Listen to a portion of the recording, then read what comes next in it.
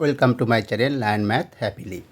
দেখো ছাত্রছাত্রী বন্ধুরা, আজকে আমরা যেটা নিয়ে আলোচনা করব সেটা হচ্ছে কোষে দেখি 1.3 1.3 1.3তে আমরা 6 পর্যন্ত আগে বলে দিয়েছি, সমাধান আমরা করে দিয়েছি। সেই ভিডিওটা তোমরা যারা দেখোনি দেখে নিও। এই ভিডিওর শেষে বা আই বাটনে, ডান দিকের আই বাটনে আমি দিয়ে দেবো, ওখান থেকে দেখে নিতে পারো। আজকে চলো 7 থেকে আমরা করব, ঠিক আছে? দেখো 7-এর দাগেরটা কী আছে। 7-এর দাগেরটা যেটা আছে যে এর আগে এটা বলি যে এছাড়াও এই যে 14 আর 15 দাগের এই অঙ্কগুলোও করে দেওয়া আছে। সেটা শর্ট প্রশ্ন, এমসিকিউ আর সংক্ষিপ্ত প্রশ্ন, এটার জন্য একটা ভিডিও আছে আলাদা করে, ওটাও তোমরা দেখে নিতে পারো, ঠিক আছে? বাদবাকি তাহলে আমার যেটা পড়ে আছে এইটা 7 থেকে 13 এটা আমরা করব আজকের। দেখো যেটা আছে 7-এর দাগে কী আছে বলেছে, নিচের সংখ্যাগুলির মধ্যে কোনটি মূলদ সংখ্যা আর কোনটি অমূলদ সংখ্যা সেটা লিখি, সেটা বার করতে হবে। চলো দেখো √47 একের দাগে যেটা আছে এটা কি সংখ্যা হতে পারে? 47 হলো একটা মৌলিক সংখ্যা। সেই জন্য √47 এটা একটা অমূলদ সংখ্যা হবে, এটা মূলদ সংখ্যা হবে না, ঠিক আছে? তাই লিখবে যেহেতু 47 একটি মৌলিক সংখ্যা, তাই √47 একটি অমূলদ সংখ্যা, ঠিক আছে? মানে এটাকে আর ভাঙা যাবে না এইভাবে, মানে রুটের বাইরে আনা যাবে না। রুটের বাইরে আনলে তবে তো সেটা মূলদ হবে, রুটের মধ্যে থাকলে কিন্তু মূলদ হবে না, ঠিক আছে? মাথায় রাখবে। এটা হলো 2 দাগেরটা 625, √/625। 625কে আমরা ভাঙি, দেখি কী পাই। 5 5 একে 5, 5 দুগুণে 10, 5 5 25, 5 দুগুণে 10, 5 ছয় 25, 5। তাহলে 4টে 5-এর গুণফল, তাহলে এটা সমান লিখতে পারি 5 গুণ 5 গুণ 5 গুণ 5 √/, ঠিক আছে? তার মানে দুটো 5 থেকে একটা 5 বার হয়ে আসবে, আবার দুটো 5 থেকে একটা 5, তাহলে কত হলো 25। তাহলে 25 একটা মূলদ সংখ্যা, তাহলে √/625 হলো একটা মূলদ সংখ্যা। তাহলে অতএব √/625 একটি মূলদ সংখ্যা, ঠিক আছে?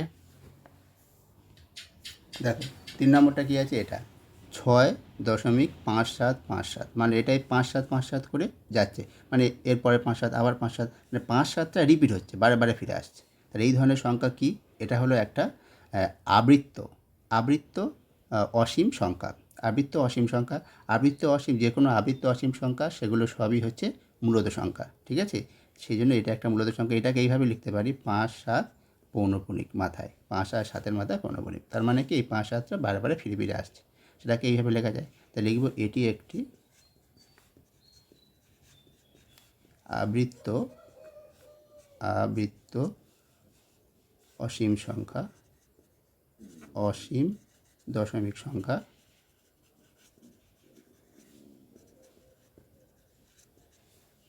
অতএব এটি একটি মূলদ সংখ্যা, ঠিক আছে? এটাই।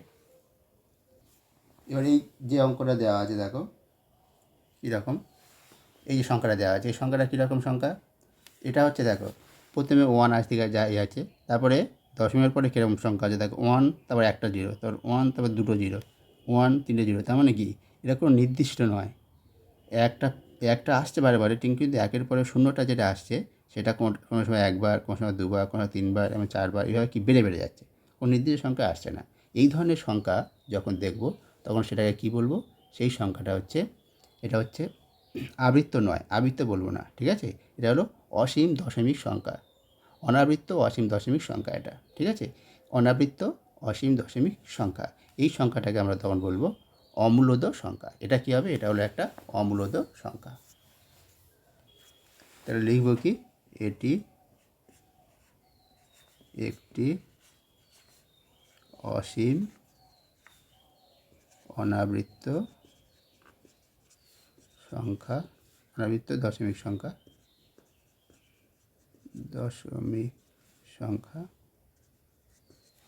তাই এটি একটি মূলদ সংখ্যা, না অমূলদ সংখ্যা। ঠিক আছে। 8 দাগে যে অঙ্কগুলো আছে, সংখ্যা রেখায় নিচের সংখ্যাগুলি স্থাপন করতে হবে। ঠিক আছে, এই যে সংখ্যাগুলো আছে, এই অঙ্কটা তোমরা যদি কমেন্ট করো তবে আমরা বলবো। ঠিক আছে, তবে বলে দেবো, কারণ এই অঙ্কটা কোনো স্কুলে করায়, কোনো স্কুলে বাদ দিয়ে দেয়, অনেকটা বড় হয় বলে অঙ্কটা। ঠিক আছে, যাই হোক, যদি তোমাদের করার ইচ্ছা থাকে, যদি তোমরা জানতে চাও যে কীভাবে করতে হয় না করতে হয়, এগুলো জেনে রাখাও ভালো। ঠিক আছে, আমি এখানে করছি না এই ভিডিওতে, তোমরা যদি কমেন্ট করো তবে এটা বলবো আমরা। ঠিক আছে, বলে দেবো, তাহলে একটা ভিডিও এনে তোমাদের দেখিয়ে দেবো। তাহলে চলো পরের দাগের অঙ্কটা আমরা করব। এটা কি বলেছে দেখো, যে 2.26 মধ্যে পৌনপুণিক, 5.54 পৌনপুণিক সংখ্যা দুটি 4 স্থান পর্যন্ত সংখ্যা রেখা স্থাপন। এটাও সেই 4 স্থান পর্যন্ত সংখ্যা রেখা স্থাপন করতে বলেছে। এটা যেমন 3 স্থান পর্যন্ত আছে, এটা 4 স্থান পর্যন্ত করতে বলেছে। ঠিক আছে, এটাও সেই একই অঙ্ক, সংখ্যা রেখা স্থাপনের অঙ্কটা আমরা এখানে বাদ রাখছি ভিডিওতে। ঠিক আছে, তোমরা কমেন্ট করো, কমেন্ট করলে আমরা এটা জানিয়ে দেবো। মানে এটা শিখতে পারলে এটাও তোমরা শিখে নিতে পারবে, কোনো ব্যাপার নয়।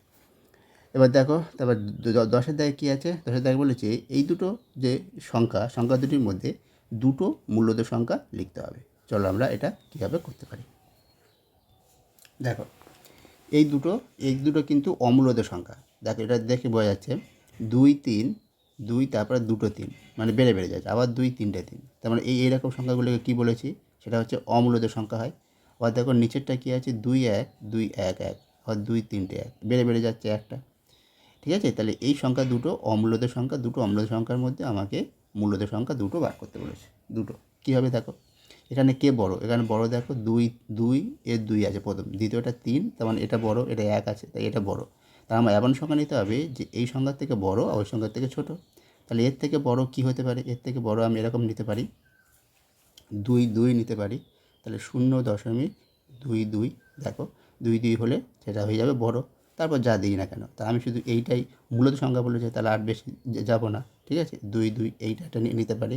আর কি নিতে পারি, 0.03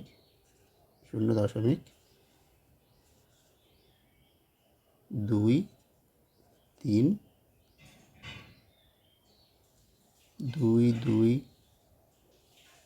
2 3 নিতে পারি, বা 2 3 2, এইরকম একটা যে কোনো একটা সংখ্যা নিয়ে নিতে পারি। দেখো এটা 0., এই পর্যন্ত, আর নয়, আর যাবে না, এই দুটো সংখ্যা।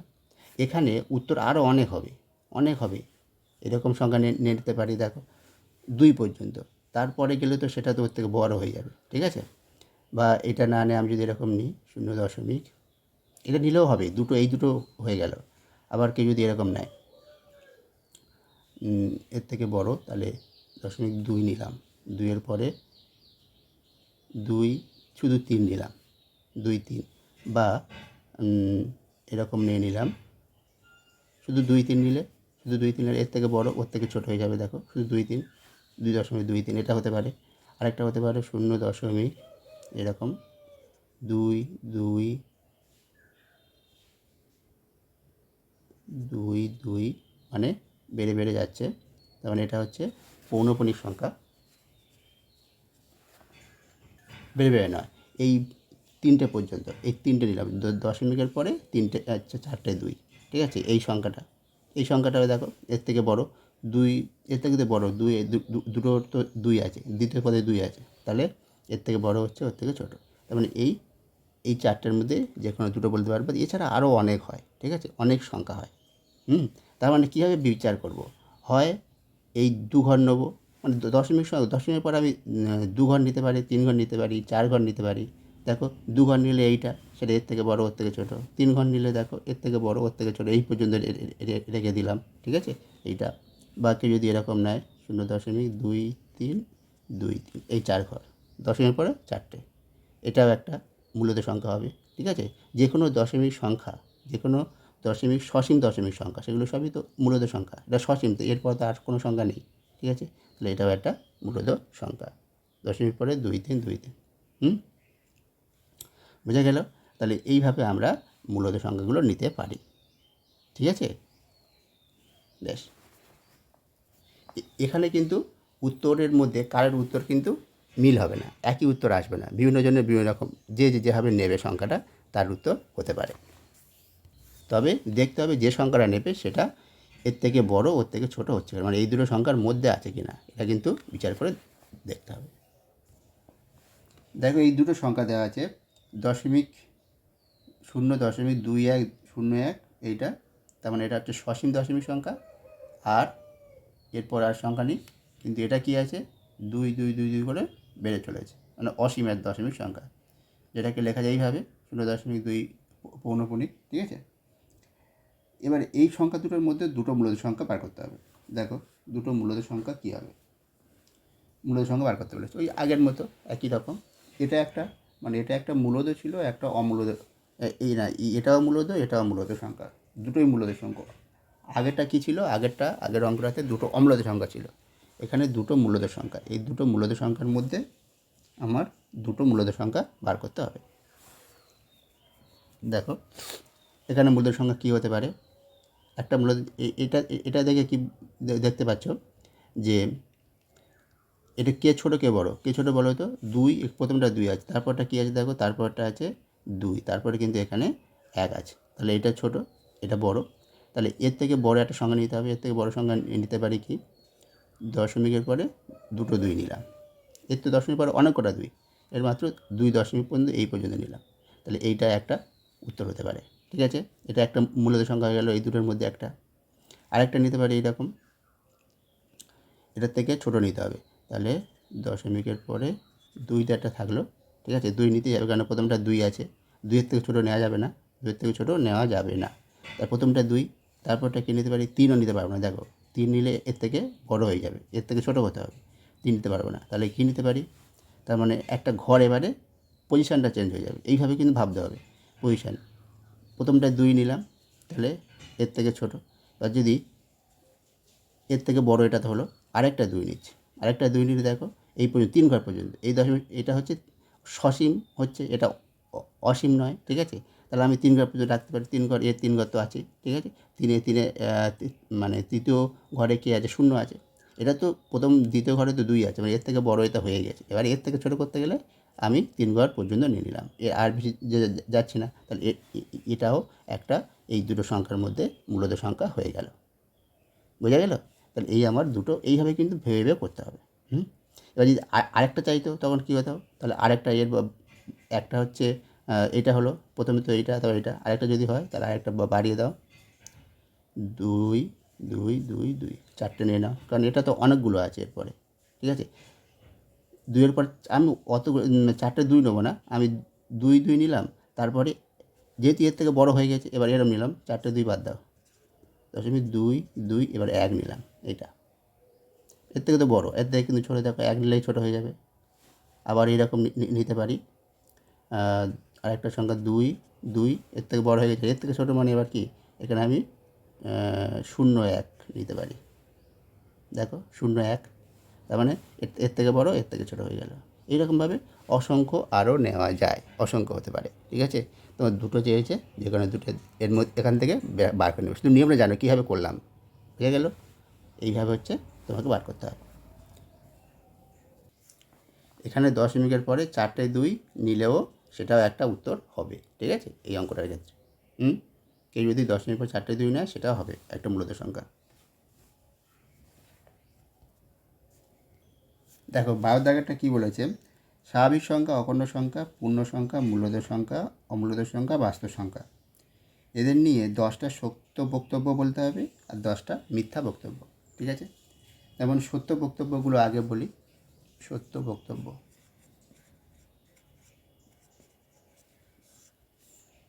দেখো এক এক করে আমি লিখছি এরকম, যে স্বাভাবিক সংখ্যার ক্ষেত্রে আমরা কী জানি, দেখো যে এরকম লিখলাম, সর্বোচ্চ, সর্বোচ্চ নয়, স্বাভাবিক সংখ্যা, সর্বনিম্ন, সর্বনিম্ন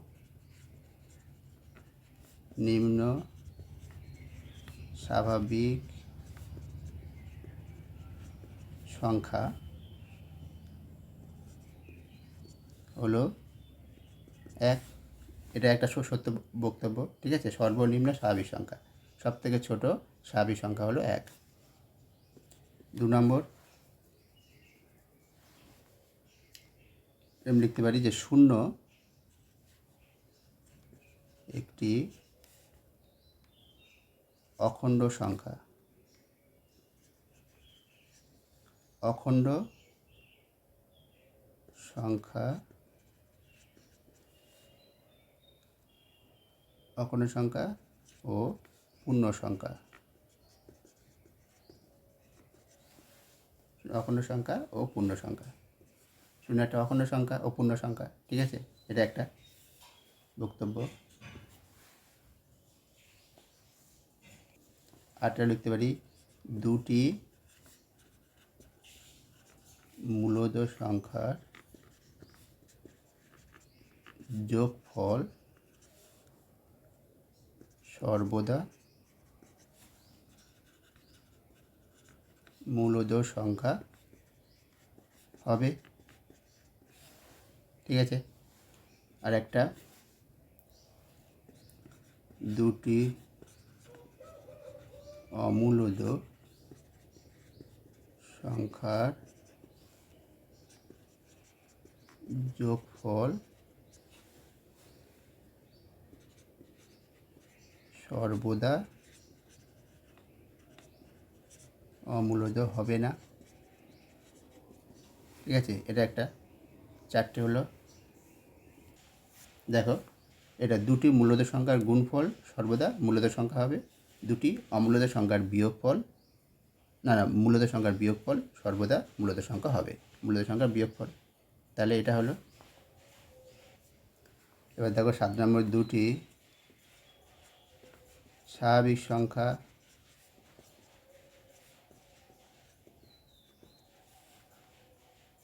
বা অখণ্ড সংখ্যা, স্বাভাবিক সংখ্যা, অখণ্ড সংখ্যা, পূর্ণ সংখ্যা,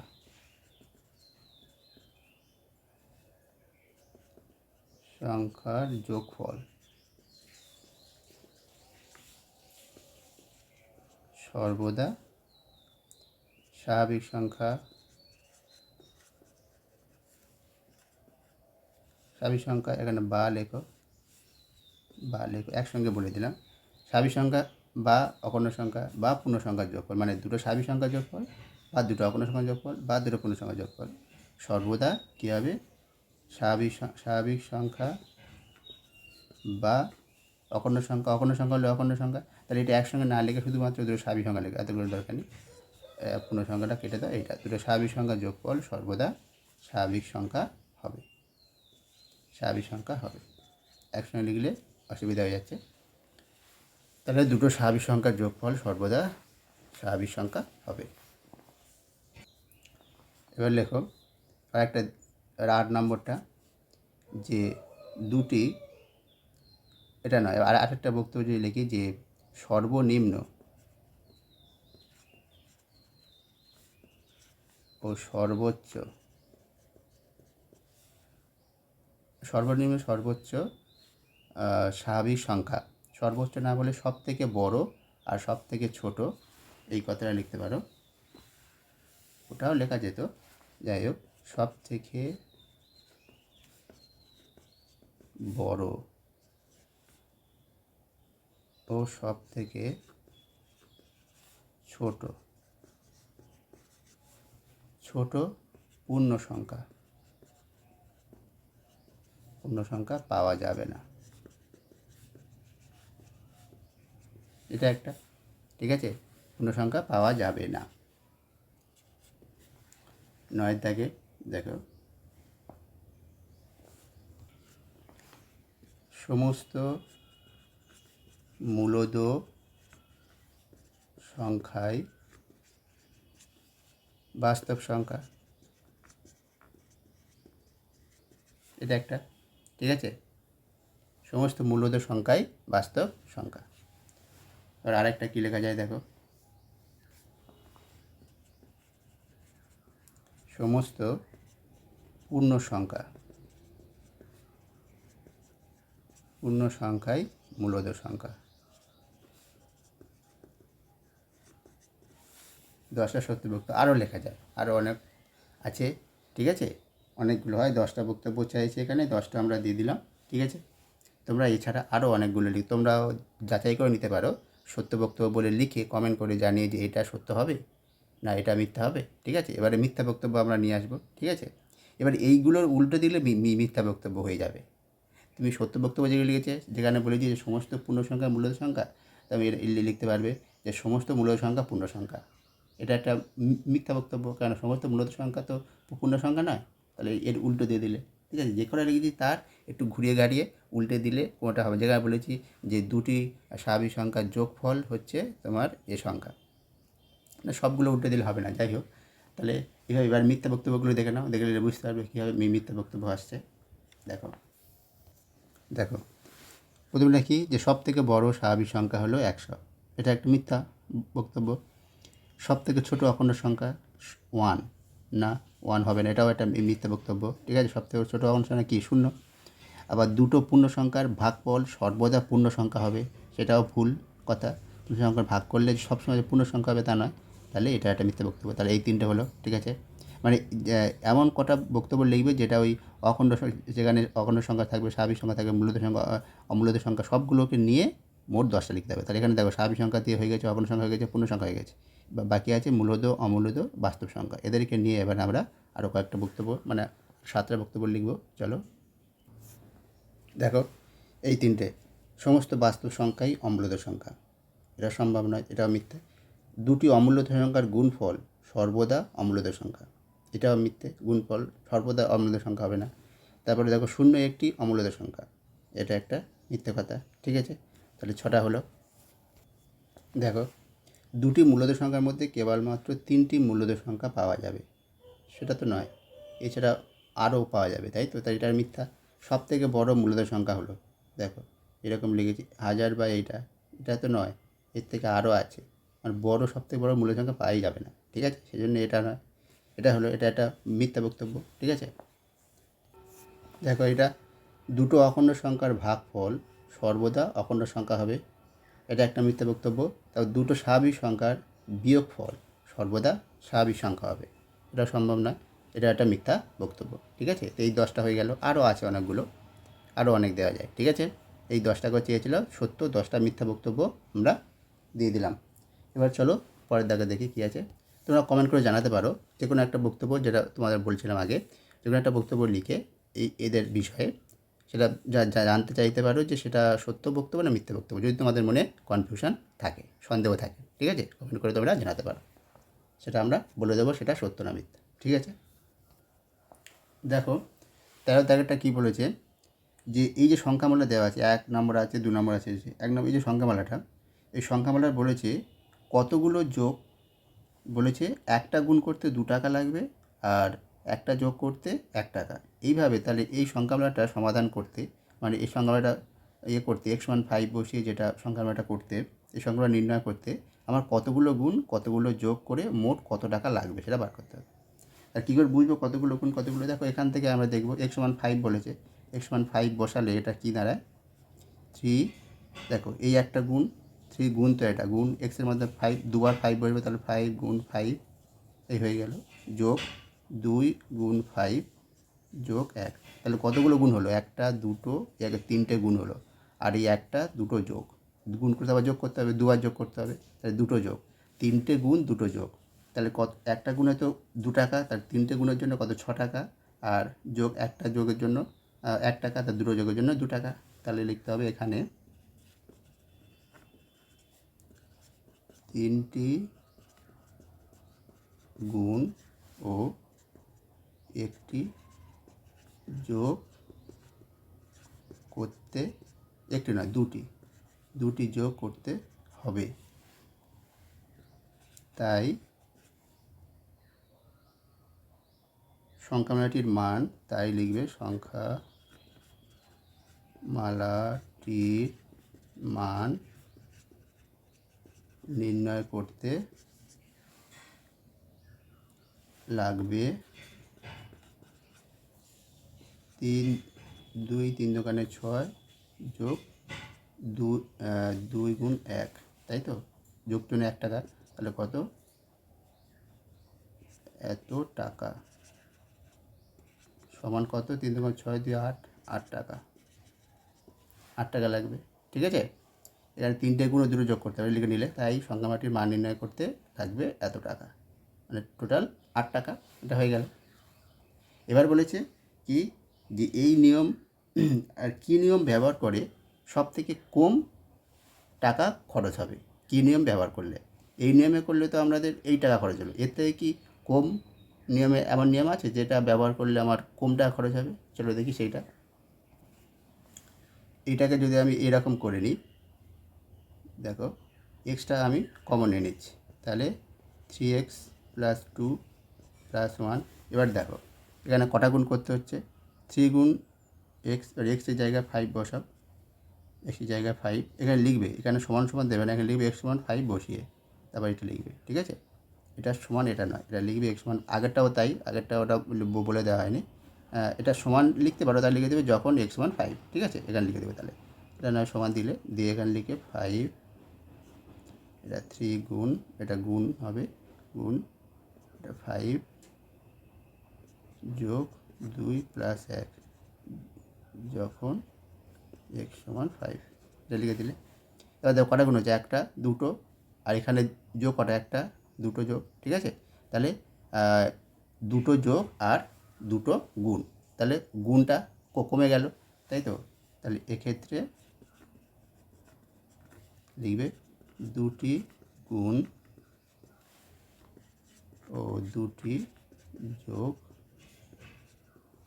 করতে হবে, তাই সংখ্যামালাটির মান নির্ণয় করতে লিখবে, সংখ্যামালাটির মান নির্ণয় করতে লাগবে কত, দুটো গুণ, তার মানে 3 2 6 প্লাস দুটো যোগ 2 1 এত টাকা, তার মানে এটা 3 নয় 2, 2 গুণ 2 মানে দুটো গুণ, তো আর প্রতিটা গুণের জন্য 2 টাকা, তাহলে 2 গুণ 2 মানে 2 2 4, 2 6 টাকা, 6 টাকা এটা লাগবে। ঠিক আছে, 6 টাকা লাগবে, এটা লিখে দেবে। দেখো এখানে বলে দেবে যখন x সমান 7, মানে x সমান 7 বসিয়ে। ঠিক আছে, এই কথা লিখে দেবে।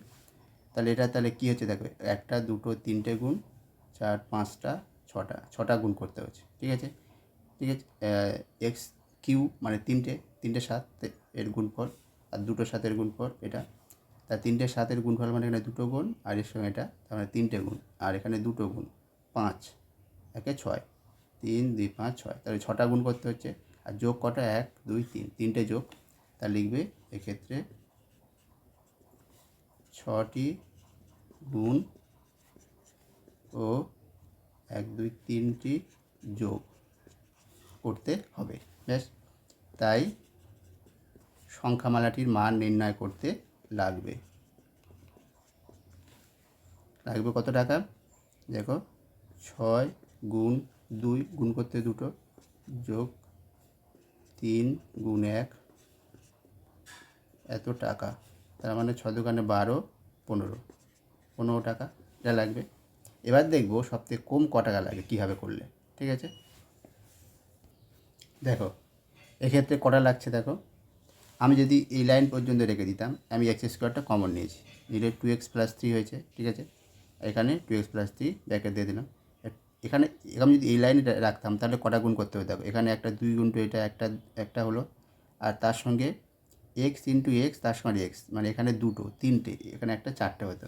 আর এই লাইনটা যদি আসি তার কটা হচ্ছে, দেখো এটা করলে এই করলে একটা দুটো, আর এখানে একটা গুণ আছে 3টে, তার মানে সব থেকে কোন কটা করতে হচ্ছে, 3টে গুণ করতে হচ্ছে। আর যোগ কটা করতে হচ্ছে, দেখো যোগ দুটো। ঠিক আছে, তাহলে এটাই হচ্ছে সব থেকে কম হবে, সব থেকে কম এটা। তাহলে এক্ষেত্রে 3টে গুণ ও 2টি যোগ করতে হবে, তাই সংখ্যামালাটির মান নির্ণয় করতে লাগবে, লিখবে 3টে গুণ মানে 3 ইন্টু 2 যোগ 2 ইন্টু 1 টাকা, তারপর 3 2 6 2 8, 8 টাকা। আগে লেগেছিল 15 টাকা, এবারে 8 টাকা। বোঝা গেল। আশা করি বুঝতে পেরেছো। ঠিক আছে, কোথাও কনফিউশন থাকলে তোমরা বলবে, কমেন্ট করে জানাবে। তাহলে আজকে এই পর্যন্ত। ভালো থেকো, ভালো করে মন দিয়ে পড়াশোনা করো।